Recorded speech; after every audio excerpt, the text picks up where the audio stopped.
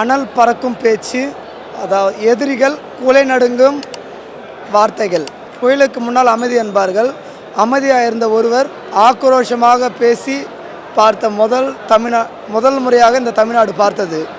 தமிழ்நாட்டு சட்டம் இங்கே எப்படி இருக்கின்றது என்பதை உள்வாங்கி அதை பொறுக்க முடியாமல் பேசிய வார்த்தைகள் தான் அது. பாலியல் வான்கொடுமைகள், கொலை, கொள்ளை, சர்வதிகார ஆட்சி, அதை பொறுக்க முடியாமல் எங்கள் தளபதி உணர்வு பூர்வமாக பேசிய வார்த்தைகள் அது. அது ஒரு தமிழனாக, எங்கள் அண்ணன், எங்கள் தலைவராக, இந்த மக்களுக்கு சேவகராக கடமையாற்ற பயணிக்க உள்ளார். ஆகையால் இந்த 2026இல் மக்கள் ஓட்டு போட எங்களுக்கு தயாராக உள்ளனர். இந்த ஆட்சியை வெளியேற்ற நாம் அனைவரும் ஒருங்கிணைந்து பாடுபடுவோம் என்பதை இந்த நேரத்தில் தெரிவித்துக் கொள்ள விரும்புகிறேன். இந்த ஆட்சி நமக்கு தேவைதானா? அப்பா அப்பா என்று சொல்லி ஒரு பெண் பிள்ளைக்கு பாதுகாப்பு தர முடியாத இந்த அப்பா நமக்கு தேவையா? இதை மக்கள் புரிந்து கொண்டார்கள். எங்கள் தங்கைகளும் அக்காக்களும் புரிந்து கொண்டார்கள்.